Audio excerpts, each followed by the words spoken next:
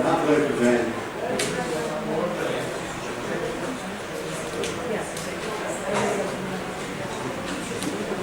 Oh, the bar, but he won't be back. Will we go for the next one then? Okay, well, as far as summarise this man in a few sentences, he's a poet, he's a critic, he's a playwright, he's a biographer. He's been there, he's done everything. Recognised probably more so abroad, even in America, than he is here. He's also a man who has courted controversy. He's had to duck while critics have levelled their pens at him like guns between fingers and thumbs. And I think you know by now that I'm speaking of Kevin Riley.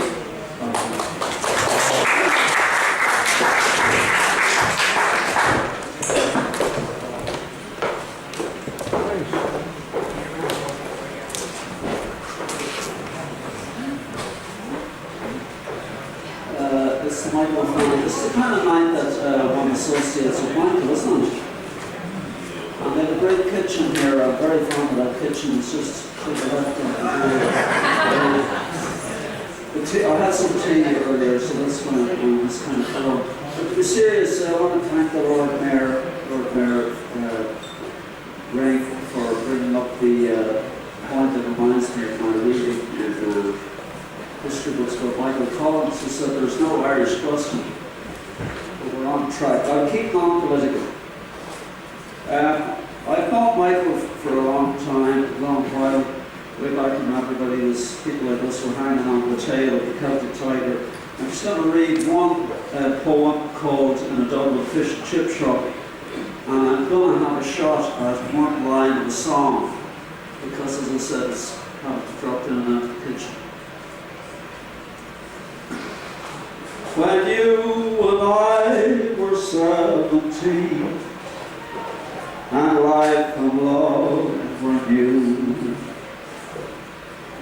the world was just a sea of green beneath the sky of blue. That golden spring when I was king and you were my wonderful queen. Do you recall when love was old and we were 17? Okay.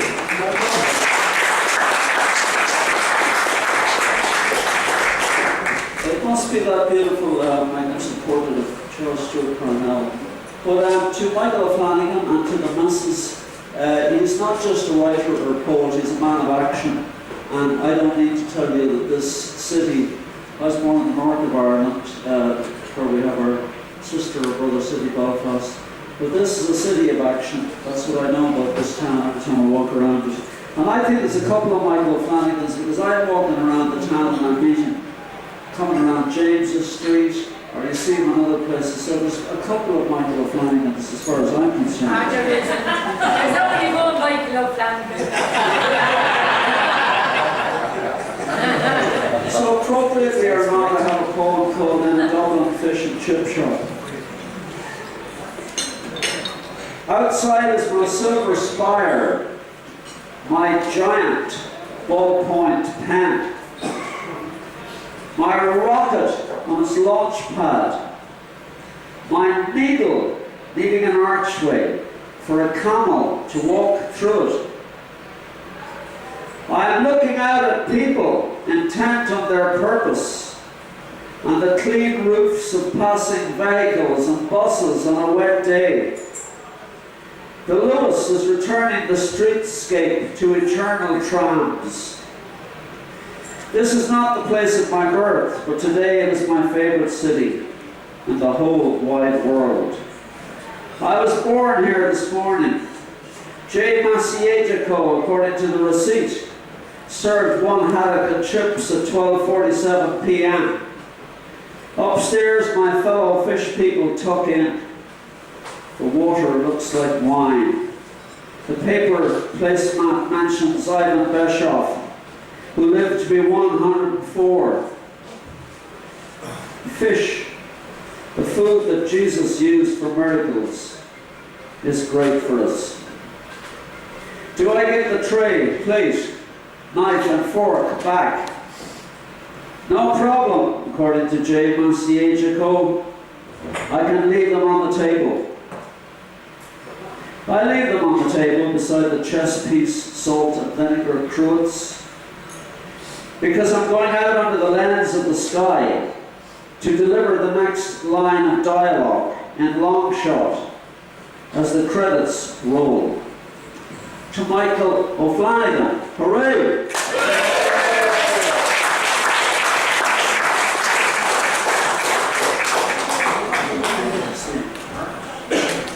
We're winding it down now, folks, just two more. Declan Collins has been a lifelong friend of Michael's. They grew up together in Walkinstown, very close friends. Declan, of course, is an accomplished poet himself and a Gaelic scholar. I have a special relationship with Declan, as he was first like to he reviewed my first story into poetry, Guardians of the Poem, and he wrote the introduction. So we're now going to have a couple of poems by Declan Collins. Thank you.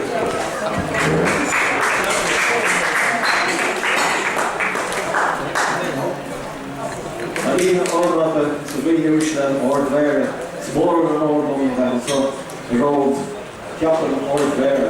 It's more and more of the profession of a poor almost Michael. Distinguished guests, ladies and gentlemen, I'm very honoured to be here tonight, particularly honoured to be reading a small tribute poem from Michael. I have borrowed from W.B. Yeats in the famous No Second Troy, but hurling the little streets upon the great. I've also borrowed from the great Martin O'Dea on his poem Stygia. Quigel Ahmed Ashnia, Scorlays Aigret, preserve the spark of your vision, departed to his death. And I think in terms of hurling the little streets on the great, there's no better example than Michael here, as in the case of preserving the spark of your vision. He's a man of small stature but enormous integrity. I've known him for over 50 years. As an acquaintance as a child, I once saw him on Bunting Road. There was an old man laughing his head off, and a crowd had gathered. And it was Michael actually punching above his weight, literally, at some guy that was 3 times his size, and the guy ran off in terror.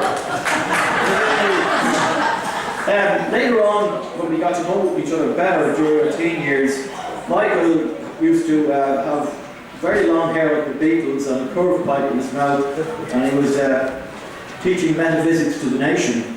Or as Byron said, I wish you would explain this explanation. So was also the phase where he was a chauffeur to Phil Lynott, and Phil was on the back of his 150. Now, there's a famous motto, Latin motto for the O'Flanagan clan, and that is "Per tavi et vici." I have fought and conquered, and it's particularly true of Michael tonight. So I'm going to read the poem with some of those elements in it. It's not too challenging, so you should get the drift of it. Landmark. I still see you running down Bunting Road, a wiry, diminutive child, dispatching brute challengers twice your size, unperturbed. Or 5 years on, with a curved pipe to your lips, your beetle tresses floating on the breeze, warbling your hero Dylan, a tone off key. And as agony anthem confessor, you listened to my tale of unrequited love and sent me on my way to keep my resolution. Then the scarlet bravado of a Honda 50 Cub, a leaden black eagle on pillion as you ran the gauntlet of monastic streets. A miniature David Bailey, precariously back to front on moped pillion, your shutter clicked on future rock stars and poets. Then came printing and philosophy, the superior man who coveted so little, ploughing a lone furrow as poet, republican, idealist, historian, artist, from the fringes, facing down establishment giants, hurling little streets upon the great. Now, in your landmark year, I drink to a friend, the flame of whose vision has never guttered, proud sign who has fought and conquered. We're me along with.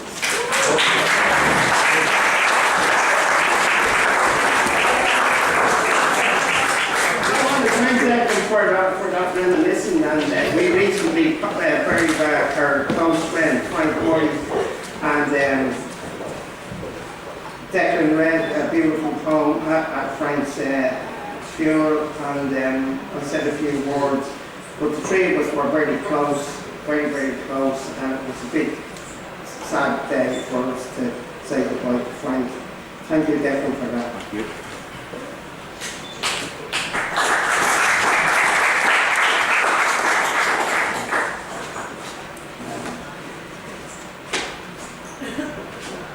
Well, last and by all means least, my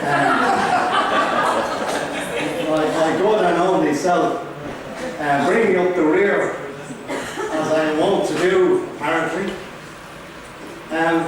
In ancient Japanese times, there was customs where when someone sneezed, they thought you were possessed of the spirit, the evil spirit.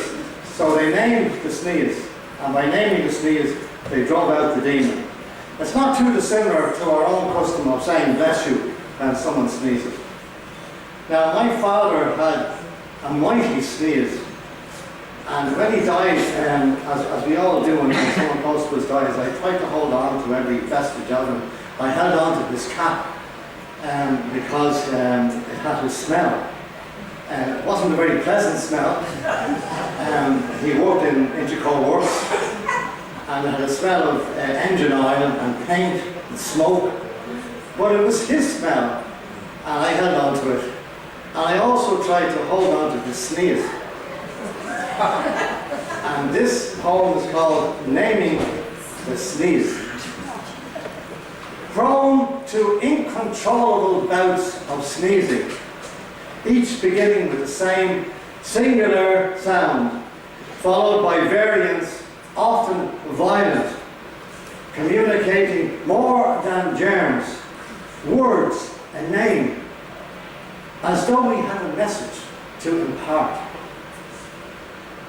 After he had sneezed his way to heaven, I looked up the phonetics of that sound, and sure enough, there was a word, a name, an ancient book of Asian verse. His sneeze had held the key. The more he sneezed, the more he was reciting from that book. If only we had known. My father sneezed in Japanese, Kish Ho!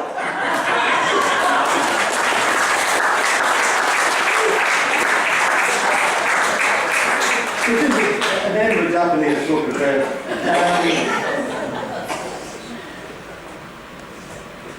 I had hoped that my brother might join us tonight, but that was especially for him. W.B. Yeats has been mentioned several times here tonight. As you might know, he died in France before the Second World War and was buried in France. And they put his bones in the ossuary there with other bones. And when his family went to bring his body back to Ireland, many of the family don't believe that they have got the right bones. We'll take a DNA test to solve the issue. So I've written this piece. Louis MacNeice has already made the comment that the shiny new coffin is more likely to contain a Frenchman with a club foot. But anyway, here's my poem called Draw Rain, Draw Breath. I've written it in the style that Yeats would have written himself, which is not the style I normally write in, which is a iambic pentameter. Are those the bones of Yeats, the horseman past? Or do they yet remain a scattered mass, a rock room Cap Martin? An exhumation should be made to prove the case or end a masquerade. What then would these bones reveal to us?